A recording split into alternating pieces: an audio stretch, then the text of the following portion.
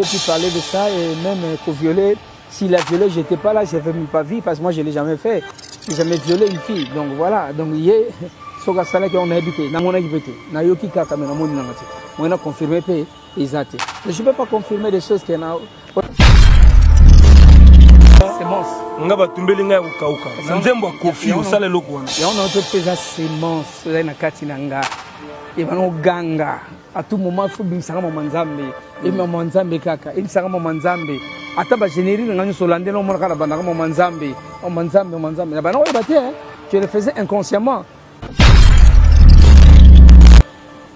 Dieu a passé l'homme au temps, l'homme a souffert à Belaki et il a pris le temps de se convertir, de parler de Jésus-Christ. Il faut faire très attention. Je ne suis pas en train de confirmer quelque chose, mais j'ai dit que avant la mort de l'homme a eu à se repentir. Il y a un petit frère naïe. Bakena n'est pas ébalimbonge koluka, basanka mon malade, il y a moi en abandon moi. Je vais expliquer. Oh, moi, c'est que les balemons, parce que les balemons, ils ont jamais à selon les balemons représentant légal et à Lucifer. Ambassadeur itinéraire à Lucifer Afrique, donc il y a bien ramené ça, beaucoup fa 2000, beaucoup fa 100, beaucoup fa 17, beaucoup fa tout ça. Nous on sort, a besoin de maquiller à 1000 personnes, comme 1000 beaucoup non tout ça. Donc il y a ça. Lucifer venait à y avoir Lucifer, à vendre pour voir son Lucifer. On a bogar, on a vendu une voiture à Kitoko. À Kitoko, azora nous autres mutué. Lucifer, ouais, azora ta mutu. Donc à ici Lucifer a été dans un rapport au ça parce que qu'on a la terre, tout comme c'est aussi la mission. Les gens grand maître moi bimi on a so bataille comme on a au mona, musa na et be moto ça musala exact. Oh. Alors bi grand maître na mboko ngamna gérer terre. Grand maître susuna na zakuna. Abi tangana comme on a. Abi grand maître abi tangela comme on a ne ba ko ça abi benoka babenga babenga ke Jésus Christ. Quand on dit Jésus Christ, Lucifer le mwana kitinaye. Kitinaye bokonzi akoya. Je suis content. Ebandaka nengwana nengwana malema malema. Les a processus. Voilà, ebandaka malema. Moi je j'aime mutoyer. C'est bon. Vous comprenez? Aye, agmo muzambe. Tambe malema miti nzamba komema esika oyo nzaba ngeni azala penza asuka final ezala wana. Oyo banzelanga na leka. Rappelez-nous. Oh. Je te dis, j'ai fait l'alliance avec Dieu pour la dîme. Dieu a fait l'alliance avec moi pour la dîme. La dîme des nations, la nation congolaise. Comment est-ce que où est la part de Dieu? Avec tout ce que Dieu a donné comme minerai dans cette nation. Comme richesse. Comme richesse. Flore, faune, tout. Où est la part de Dieu? Où est la part de Dieu? Il n'y a pas. Mais dans ces pays, il y a plusieurs dieux, papa. Tout ça est clair. Non. Il y a beaucoup de Nzambi. Attendez, merci. Dans ces pays, ça c'est la constitution qui la reconnaît. Constitution qui a été confectionnée par l'homme, par les hommes. Mais pourquoi nous sommes à 85% chrétiens dans cette nation, au 87? Moutachem c'est mon qui a Zalakité. Car un message à Christ au Yambé, on peut continuer. Mais c'est le pouvoir de Dieu, c'est Dieu qui veut que nous soyons là. En réalité, ce pays devrait être un État chrétien. Oui. Voilà pourquoi l'autre fois, quand nous avons vu Tshisekedi entrer, la prise à pouvoir, à quel dédié mot que pas dans Nzambé, nous sommes dans le réserve à Vanti, face non. Tout le monde a dans le monde des ténèbres. Tout le monde a côtoyé les ténèbres. Yo élevé Jésus-Christ, ma beau mieux barmo. Oh, ndebo sina ba pacte wana monde mon lili. Autant que moi Jésus baboumi. Mais non, Jésus-Christ non pas ce exemple mon corps. T'es expliqué ngai. Nazo poser à malamu roleka. Nazaki na pasteur Jean-Claude Mwamba, il a été ambassadeur itinéraire de Lucifer Afrique. C'est un vieux à moi. Ambassadeur itinéraire à Lucifer Afrique, donc il y a bien ramené ça beaucoup fa 2000, beaucoup fa 100, beaucoup fa 17, beaucoup fa tout ça. Ni on sort, a besoin de maquiller à 1000 personnes. Faut 1000 beaucoup non tout ça. Donc il y a ça. Lucifer venait à y avoir Lucifer, à vendre pour voir son Lucifer. On a bogar, on a vendu une voiture à Kitoko. À la Kitoko, azora nous autres mutu. Lucifer, ouais, azora nous autres mutu. Aya vendre pour vendre pour c'est camarade à papa nous avons dit yé on Lucifer. Bah il va vendre pour la bar. Lucifer a vendu. Je veux comprendre. Mais si quoi un jour Bah comment ils sont bah ça bah misala bango. Bah ça contre-temps. Alors na réunion ça la makuna na deuxième ni le kolokuna ciel. Bah côté réunion et na kata réunion on va que na réunion. Au côté na chambre na yo. On va benga la chambre de prière, on va pas mystique ba nango. Au côté mikangele olongol bilamba. Incantation tu es parti. Réunion ça m'a mis chaque samedi. Ok, kuna na réunion après ce rapport. Il se fait ravanir na trône na ye. Ezali solo te ya histoire non compte mon nom. Je dis pas les choses. Aïpsi Lucifer abi grand maître nazana rapport mon ina pesa. Kuna na planète Terre parce que kuna zakana ni soba mati et là le soba sala ni soba kutani na réunion avant sa réunion et là elle bosso impudicité. Moi c'est mutazate mobile mutazate. Vous comprenez? Ora c'est moi la misaka crime na moi c'est mutazate mobile mutazate but boye mbaka boye bateza e uchi agwa. Parce que kuna ato na moi sino so ko sa moi sino wa mystique wana. Tambo komi wana asu moi sino te. Wana biwane abimina. Attends, moi c'est président de la République. Comme ça, juillet, qu'on est mon président de la République. La deuxième monde. Quoi, la deuxième monde. Moi, c'est le président de la République, qu'on a été. Qu'on a vous avez une union sur la dette. Donc, comme autorisé. Comme autorisé. Bobanina, donc, la deuxième monde est Bobanina, na Kobo. Ouais, les longs les longs moi, c'est pas pour les longs Jérémy. Les longs, excusez-moi, on habite au Kenya. Les longs alors, si vous tango. Après ça, c'est pour donner la force à l'impudicité sur terre. C'est pour donner la force à l'impudicité. Il y a un moment où moi, ça comme tata Sima. Aïe, avec un. On comprend à tel moment. Pour ça. Pour ça. Or, moi, si. C'est un autre tonalité. Pourquoi nous autres, comme ça, on pour ça, pour me d'habiller. Oui, imaginez. Parce que c'est pas trop sexy. Mais sexy, on a besoin de sexy. Et comme sexy, pas des formes sexy. Pourquoi sexy? Pourquoi pour moi, si tu as un dessin, festin, et ça, comme sexy, pourquoi sexy? Il y a une force, force occulte. Force occulte, comment on appelle ça? Séduction. Séduction, voilà. Il y a une force. Au moins, moi, je suis un bon Zambé, ma casse, il y a solo. Alors, les cabomone, non, moi, je suis quoi? Bonjour, ma soeur, bonjour, Eleki. Mais ça, bon Zambé, t'es bako, là, on a caché nos pots, nous autres, on a un ningisa. Au séduire le peuple. Donc voilà, pour séduire le peuple ensemble. Donc c'est ça la vérité. Alors tant que Jean-Claude a ici, Lucifer a ici, nous avons un rapport en plus parce que nous avons la terre, tout comme c'est aussi la mission, et un grand maître moi, on a ce bataille comme on a eu au monde, nous avons fait et bien moi tout ça, nous avons exact. Oh, alors grand maître, nous avons géré terre. Grand maître Susuna Nazaguna. Abi Tangela comme on a. Abi grand maître Abi Tangela comme on a, ne pas que ça change. Abi Benoka Babenga ke Jésus-Christ. Quand on dit Jésus-Christ, Lucifer a l'ongana Kitinaye. Kitinaya Bokonzi, Akoya. Akoyi, boum, ma colombe balai, la genou balai, Akoyi, Kao. Bateau qui n'a pas salle KO. N'a pas mon bout. C'est un homme déjà. N'a pas mon bout, on est sur KO. N'a pas mis c'est pas ça que va balali donc ba on ba luambo. Ba on so ça qui balala qui. KO, quand on dit que Jésus-Christ, tout le monde KO. Il y a quoi là en position à genoux pas KO. Alors pour va 30 puisque Jean-Claude Kaka né à quoi quitté. Avant ni soit mon lenga be silinga wa babominga. Ce que zeti Lucifer sani ayeko zonga alamuki avant na kiti alobi na ye avant na kiti alobi na ye ezalamba la suka autant comme wana awa et je vais m'en charger hein comme tout chef qui se respecte à la Canada nino abi j'ai un puissant je vais m'en charger je sais comment je vais m'en charger.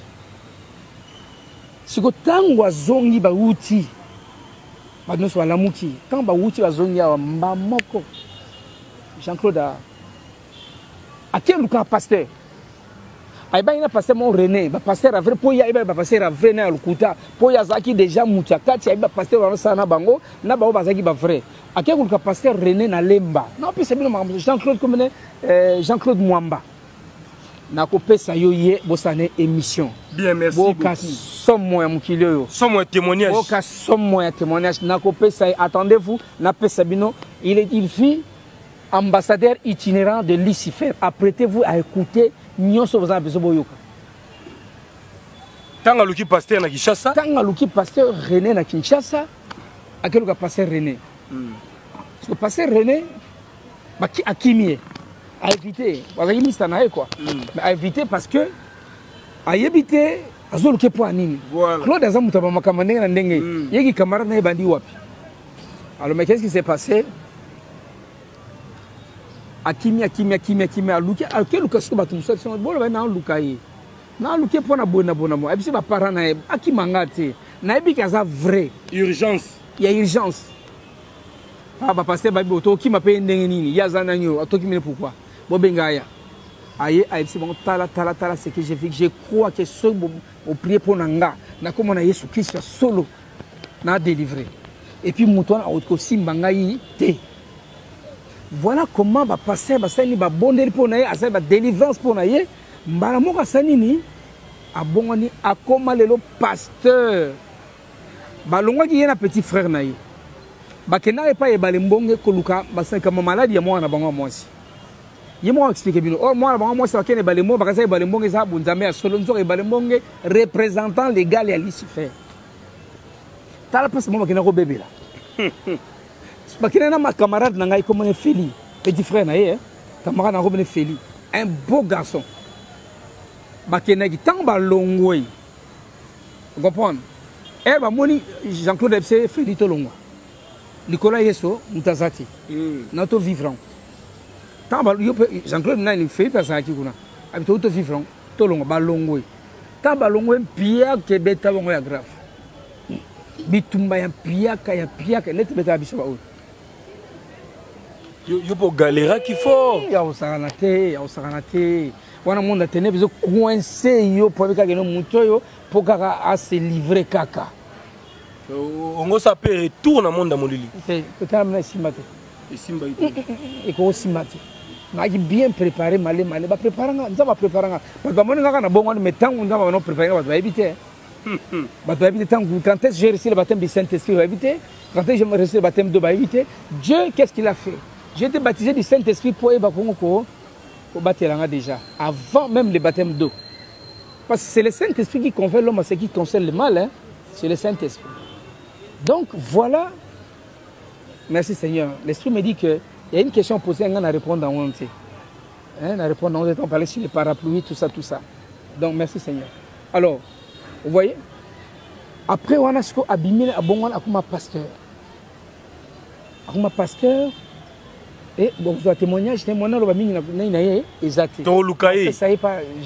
prochainement sur Équilibre TV. Donc voilà comment est-ce que le nom de Jésus. Le nom de Jésus-Christ. Qui il est, Jésus-Christ, il est Dieu. Congo Oyo, c'est Jésus. Voilà pourquoi tant que le président a dédié Mboka à Jésus-Christ, nous les chrétiens, nous n'avons pas compris. Nous n'avons pas compris que nous devons prendre à bras le corps notre pays. Tous la possession, peut être contrôle, on passe notre temps. Si c'était un bouddhiste, alors Bouddha prend. Moi j'étais là des vaudous. Comprends? Nous avons vaudou la Bénin. Mais on a église. Pour nous, quand il y a semence, on a réclamé. Beaucoup de gens qui dit l'élo, à Sali, et l'or, mais attention, semence, on a réclamé, kaka. Oh, nous l'avons vu avec nous. Il peut côtoyer les gens, mais il n'est pas les leurs. Moi, j'ai côtoyé. Mais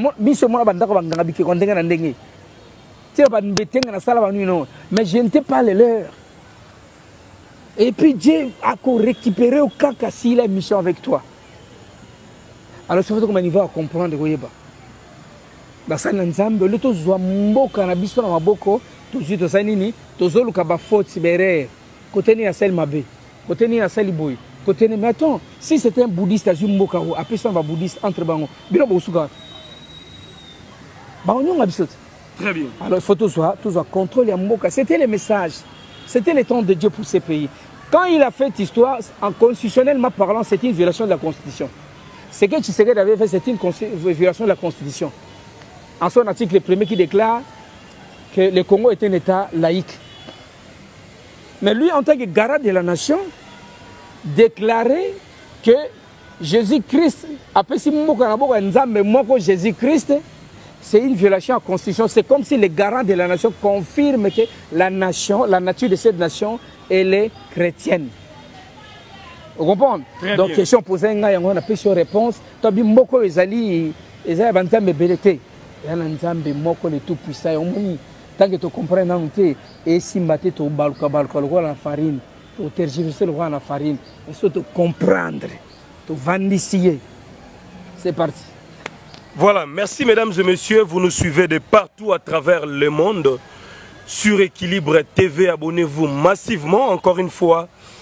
Je dirais clin d'œil spécial à mon vieux, le vieux Bobo Batombo et sa femme, Maman Lami Bekantoy à Londres, le conseiller Papa Philippe Kabouikouna Fribourg, le géant de Berne, Doukouré immortel, Maman Gigi Kintsumba, nous sommes de cœur avec vous. Joël Moulongeki, également, au niveau Birmingham, je n'oublierai pas. Le vieux Gérard Saddam à Manchester, Gérard Saddam à Manchester. C'est Mama si femme légitime et agence Mayasi Forza Italia. Maman Claudine Elouye depuis Kinshasa, Maman Fifi Longo à Londres. Et pourquoi pas Féroce Fouti la de Bundes, bon séjour à Kinshasa. On est là, Daniel Makila Coupé, Salé Toulousain. Et pourquoi pas Pedro Moutou, leader à jeunesse. Pasteur, tout touché 2 points essentiels. Aux ex-musiciens mondains, aux musiciens profanes. Obinisa biso ba linda oyemba mabina Castro et consort toyebi, on se souvient de cela. Mais dans le monde bozali musique à mokili eza musique o ezali gérée par les diables. Ce n'est pas un secret. Tomoni maman national tchala mwana alali moko la muki devant son téléphone sur une caméra alobi ke aloti Luambo Makiadi. Le fait Franco Luambo, Toyoka Kanakala, Kazaki, grand sorcier, grand chor et tout ça et tout, Nenge Toyoka. Ngati mon bandi histoire, on Nenge Tokuta, on a Mokili. Yalobi aloti Luambo Makiadi a tout nié. Comment évolue le pays, la RDC? Le pays va très mal. Luambo a vicié, mais Sala Ndenge Ngana ou Sala Nakala. C'est-à-dire, Yembe la population wana Nzembo, c'est la peuple Nzembo. Il pas répondre papa Luambo ke naza déjà na studio nazo yemba. Mais maman tchala mona mettre biso peuple en garde. Alors bi Nzembo zo yemba touro pour na peuple. Monta tout na question mon côté. Et donc on a tous compris que aza na studio pour que ça la chanson moko révolutionnaire contre l'actuel régime. Au moment où nous avons petit nabiso ba massa nabiso ba impère. Ni to salité et salirage et même au niveau le conseil de l'État et consort ba suspendre ngo la censure pour des raisons politiques et consort ba boy révolte na mboka. Bob Olvis Payembi lettre à Fati. Parce que ba leva qui mesure wana. Ba lever mesure wana. Voilà. Les tozo continuer. Alors ya tchala mwana c'est comme si ça fait peur. Luambo à l'autre ici. Yo ozali na monde mystique. Luambo na monde amoli la musique. Azali na grade nini pour l'autre tchala mwana. Est-ce qu'il y a prophète et consort spirituellement aux monde ndoto tchala mwana. Ben bon ngana ko juger ndoto tchala mwana parce que tchala mwana mta l'autre yango. Ngam na l'autre yango te yem ta l'autre yango. Tchala mwana mta l'autre yango. Ya lobina biso mamo ya l'autre. Mais so eza makamo ya l'autre. Ya l'autre. Donc prendre eza o ya l'autre, albe biso na l'autre boy. Ce qu'on a dans le bâtiment, au loti to kosi, to loti to zafreni. Attends, il faut que ça très attention. Nga le na ko le bâtiment que Luambo azan enfer. Na bâtiment Luambo azan paradis. Luambo avant kufa, biso to landi Luambo mabakamyo sa sala ya mabe. Mais avant la mort de Luambo, Dieu a donné le temps na Luambo. Dieu a passé Luambo temps, Luambo a souffert qui a belaki. Et il a pris le temps de se convertir, de parler de Jésus-Christ. Il faut faire très attention. Je ne suis pas en train de confirmer quelque chose, mais je dis que avant la mort de Luambo, Luambo a eu à se repentir. Luambo a commencé à nous parler du Christ. Et si c'était dans les vrais, sache qu'il est là. Dans Luambo, Franco. Si c'est dans les vrais qui confessaient le nom de Jésus-Christ, là je peux te dire qu'il est à côté. Dans le lieu de repos. Il n'est plus ce qu'il était. Donc, vous comprenez la dimension. Donc, ce qui Luambo, déjà le col, tata maladie, à ce qui tend, on a pesa qui est à se convertir et qui a le col à sala qui est entre mon qui en tout cas, Keba. Keba. Ok. Ce qui a sala qui est en côté, il y a mon camp et puis, il y a mon frère l'autre ici, Tchalamwana, il y a camp Taoyeba, il y a l'autre Tchalamwana. Et puis ça n'engage que Tchalamwana. Mais moi, je ne suis pas là pour juger. Mais le seul jugement que je peux apporter, c'est que j'ai vu un Luambo se convertir, accepter Christ comme Seigneur et Sauveur, et Kouyambo la mabé sala. Alors, pour moi, je me dis, au regard de la parole, il doit être dans les lieux du repos et non dans la place il y a tourment. Ça, c'est tellement sage. Hein? Mais dans mon épée, Kofi au milieu, il y a un Kofi, au sala vocal. Et puis si on a un nzembo, on a comme ça parti, on a un téléphone, on a un téléphone, on a un téléphone. Bah tout le monde a nzambe. Et là on a un nzembo Kofi, on a place sur la vocale, on a un téléphone. On comprend la vocale, on a quand même. Non, c'est l'histoire. Mais ça y est, mon nzembo ça rentre dans l'histoire. J'avais chanté pour la gloire du monde. Aujourd'hui, je ne dis pas que je n'avais bien ôté. N'avais bien mais je chante. Ah merci, gloire à Dieu. Nzamba nzambe. Léon a boutou. Nala na loti. Azo sangana makambo yo. Oh, Lélo na boutou. Je te dis vrai, comme on est sous Christ. Je ne savais pas comment ça allait venir.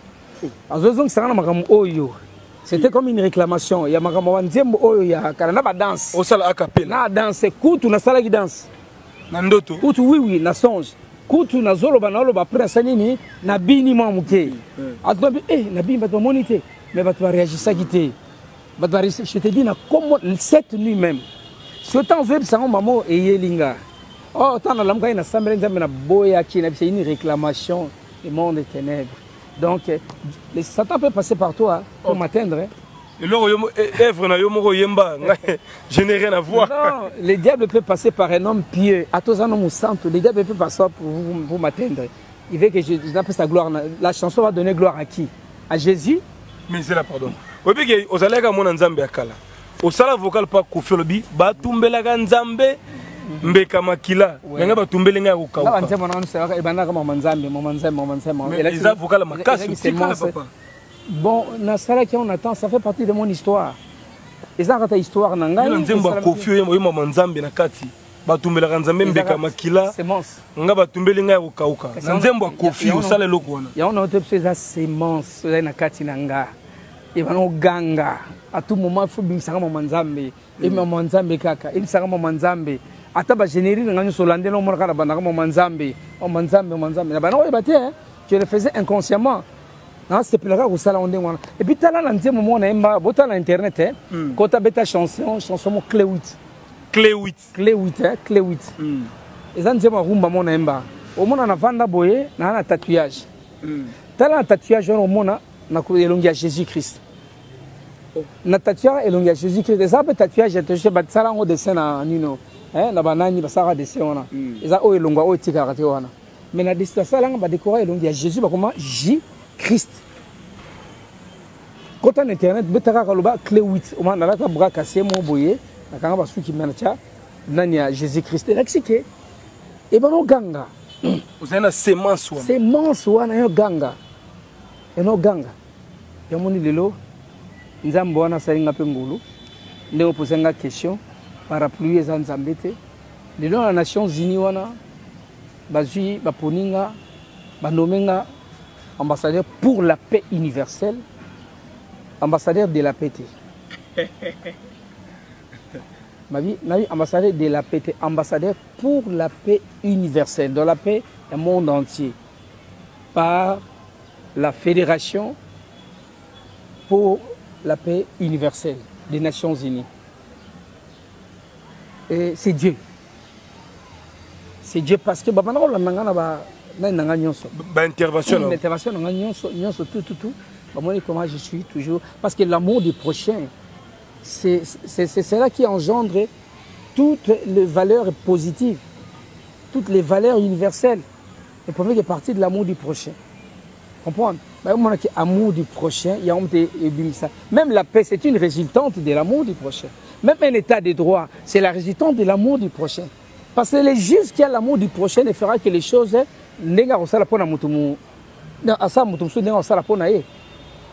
Alors, tu vois, la résultante de l'amour du prochain, la valeur positive est la résultante en bon truc. Voilà, mon ambassadeur pour la paix universelle au Toloba, les Nations Unies. Et ça, qui passe dans la demande, dans sa démarche. On a négocié. On a négocié. Non, ils sont venus me chercher chez moi ici à la maison. Et c'est alors aujourd'hui, le 27, ils ont la bongo investiture Nangaï en tant qu'ambassadeur pour la paix universelle. Et aussi, c'est une mission, il y a aussi la formation, il y a équipe, il y a association interreligieuse pour la paix et le développement. C'est ce que je suis en train de faire aujourd'hui. On a une photo, une image dans un angle, on a différents chefs religieux. Il y a la religion Nyonso, Église des Noirs, Nini Kimbanguiste, catholique, orthodoxe, réveil, salutiste, bouddhiste, musulman, islam, toutes les confessions religieuses et toutes les religions ici. Donc, AIPD, c'est un organisme. Ce n'est pas une rencontre spirituelle, non. Ce n'est pas de l'écuménisme non plus. Là, nous venons à Katia organisme parce que la population sur le Congo a la même souffrance. Voilà. On parle de la même misère, même problème, même réalité. Et nous, les chefs religieux, c'est nous qui gérons ces populations à la base au quotidien. Qu'est-ce que nous avons comme solution à la peuple? Voilà pourquoi on se met ensemble, pas pour parler spirituel, mais pour parler paix et développement de la nation. Vous allez voir tout le monde ensemble. Donc cette mission a été confiée par l'AIPD des Nations Unies, par la FPD des Nations Unies, pour que chefs religieux, tout ça, et puis tout ensemble autour de l'AIPD. Parce que la France, c'est AIPD France, AIPD Canada, AIPD, il y a les Nations Unies. Donc je pense que c'est la solution, c'est par là où proviendra la solution de notre pays. Mettons-nous ensemble pour ramener la paix dans ces pays et trouver la solution au problème. Il y a des catholiques qui sont bien, les islam. Il y a des musulmans qui sont bien, les bouddhistes. Il y a des bouddhistes qui sont bien, non. Il y a des chrétiens qui sont bien, non. Toutes les populations.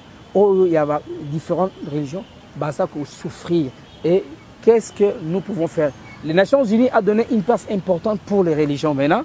Vous voyez, à partir du révérend Moon, gloire soit rendue à Dieu. Et voilà pourquoi aujourd'hui, par la grâce de Dieu, on me donne la mission de faire ça. Et puis, les jours-là, ça sera aussi l'investiture et plutôt le lancement des activités de l'AIPD Congo. Et voilà, devant la nation et puis devant le monde. Ça va se passer à l'hôtel, au salon Capi de l'hôtel de Venise. Voilà. Nous serons là. Mais c'est déjà bon. C'est déjà bon. Voilà, félicitations l'homme de Dieu, pasteur Christian Dakumuda Newman. Mais au lobité pour la conversion à Kofi Olomide. Moutunayo Boyembana Bozana Kofi Lolo a eu courage au Kenankamba.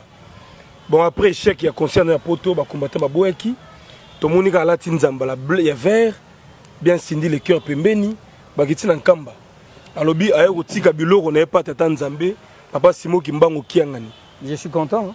Tu es content? Oui, je suis content. Aponi Kamba au Sepeli? Non, je suis content. Et Bandaka, malem. Les processus. Voilà, et Bandaka, malem. Moi, je suis motoyé. C'est bon. Vous comprenez? Aïe, à moi, Mzambé. Malema miti nzamba komema esika oyo nzaba lingenili azala penza asuka final ezala wana oyo banzelanga na leka rappelez na ko rappelé te pona leka na kena ko luka ba délivrance ba mboka mo ndi batala ke luka ka délivrance oh OK na nkamba na ke ko luka na kena nkamba te na ke luka délivrance ta ke na ju avion na ke ki quit na ke na mboka mo na ke luka mutu mo bo sango mo boye asala ka bo alongola ka banine na kenda kana ko boye ba rapete. Alors on est tout nyonso. Ah luka longolanga banini nazo luka na bande ko luka délivrance. Au kata ba lien. Na ke ko luka ba longolanga po ba bisinga ya longolanga bandoki ya longola kindoka longa tout ça. Et de tambola Tu pas tata wonda bokinda. Mutu azwa ngate mena kenanga mona ju avion tiki kwit na ketina imbongo. Na comme na imbongo comme azate babi aza côté ya Dibalubo na bimi na ju moto ti to ke idio fa Dibalubo. Côté na ngana ko na zoki moto e tu le chama e lienga awa. Tu naza cicatrice munena. Ozika. Na zoki no luka kaka. Na mutu te ngamoko. Ah ben je te dis. Donc lukana ba marabout, lukana ba musulman, ba père. Na lukana marabout ku soute, na lukana bango parce que je me disais que bango bazala to ba fesi biso makamwa mabeo to sala kiona. So ngana ko lukana ko luka ko longwa na luka bango susu. Era ke kufata. Baba aye angaki mabiso. Go, ici ulali. Donc on a confité pe ces chances que bon la motema oza convaincu un jour. Nzamba zo lokumu na bité motema na ndenge zale me na bika ke nzambe azwa lokumu. Soga sali démarche le roi m'a déclaré que autre côté Kasukinini à autre luka Nzambe gloire soit rendue à Dieu. Alors dernière question, Kofi a appelé auto limité Nzambe, ça c'est vrai, l'homme de Dieu.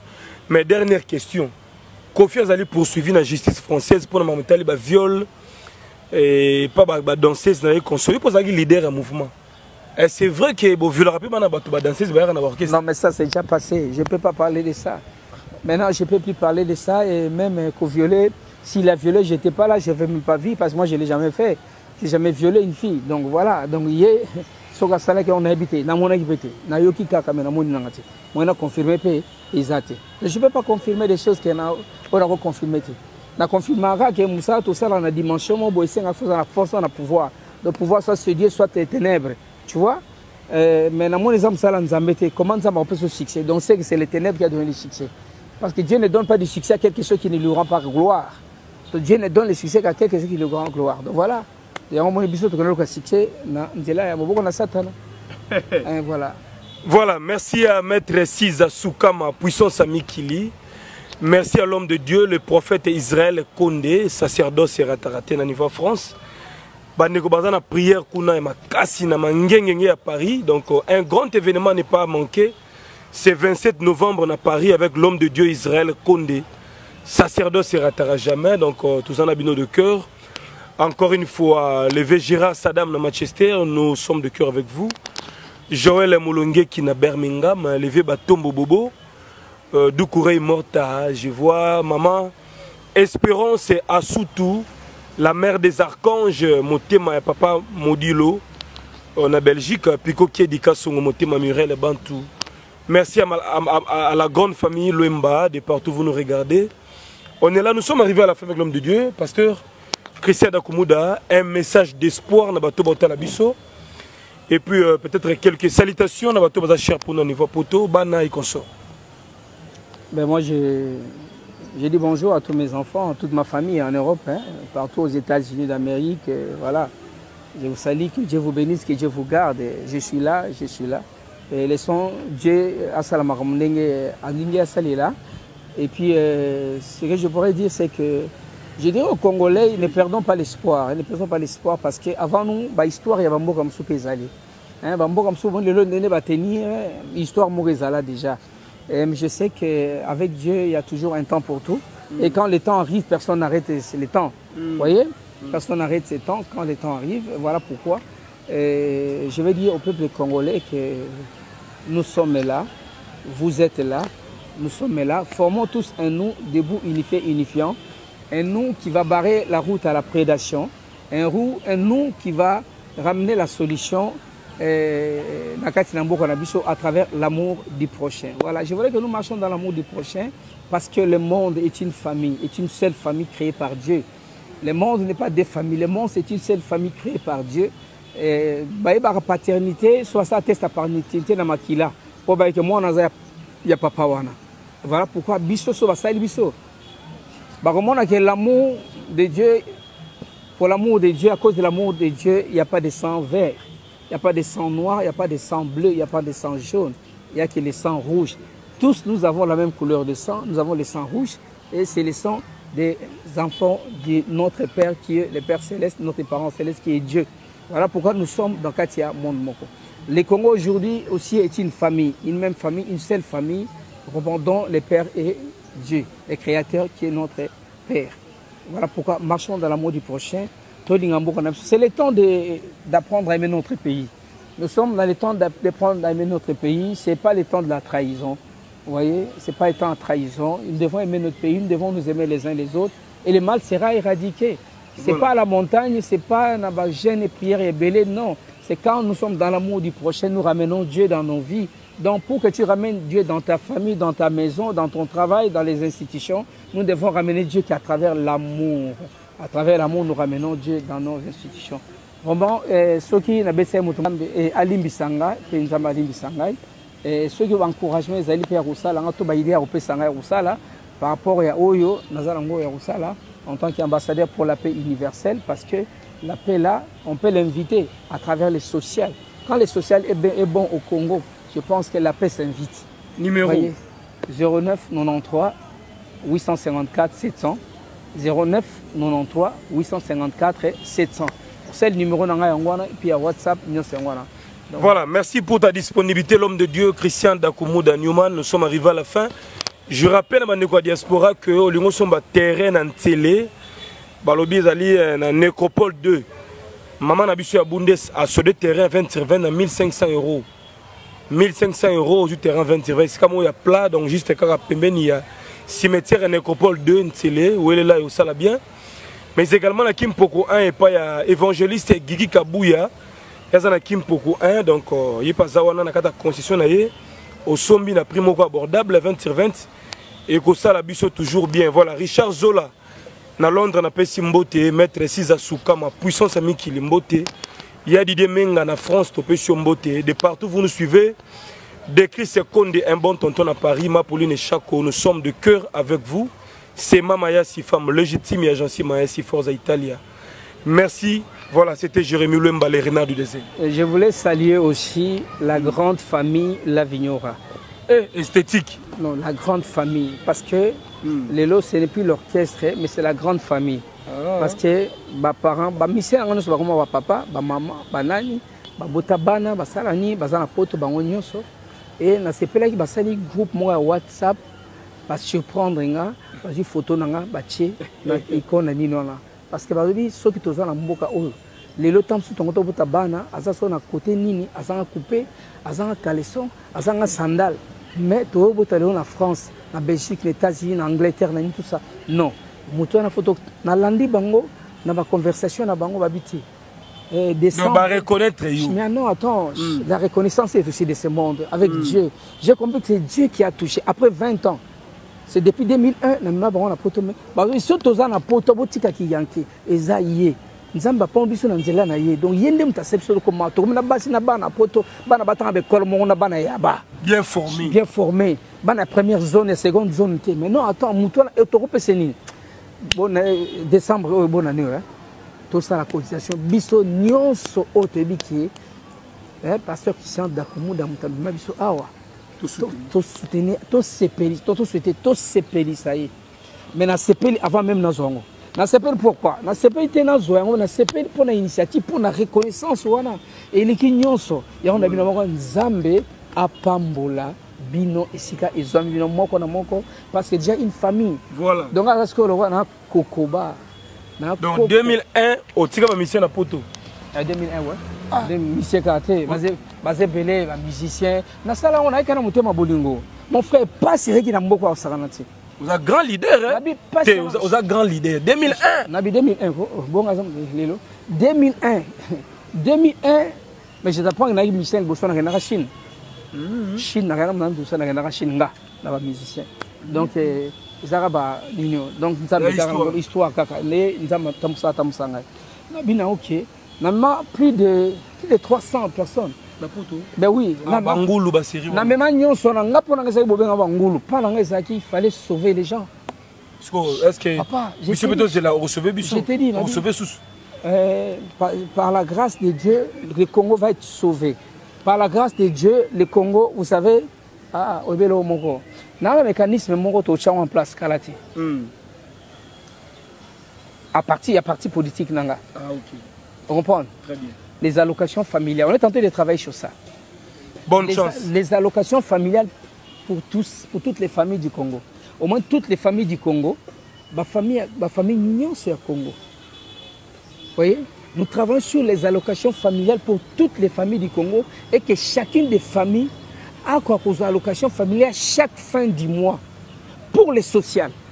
Social, solution, nous allons ramener les solutions du social à partir des allocations familiales. Et aussi, il y a un projet sur 0 parcelle sans potager. 0 parcelle sans potager. Donc, le pain, on fait un potager. Le pain, on fait un bilanga, mouké, asalama, tembele, ndunda, nine, tout ça, pili. Na chaque, ata, le pain, on les a cimenté, bétonné. Ata na ciment, kuna. Non, ata, ça bétonné. Tu y es bien, il y a pour que, à un espace, moins 2 mètres sur 5, dans le pain, on a une valeur, il y a potager. Il y a colonna. C'est alors que tu es dans grande, dans l'agriculture, il y a au Sengueliona. Donc, les allocations familiales, déjà, on va éradiquer la pauvreté. Moi, on a 0 parcelle sans potager. On va ramener une petite solution dans la sociale. Il y a moi, c'est les sociales. Voilà, merci. Nous, c'est les sociales. C'est les sociales. On peut beau dire, la télé, c'est l'heure. C'est le temps. Donc voilà, merci d'abord. Je pense que tu seras prochainement. On en parle. On va le sujet prochainement. On va essayer de décortiquer pour voir comment est-ce que tu as. Voilà. Bye bye chez vous. Merci.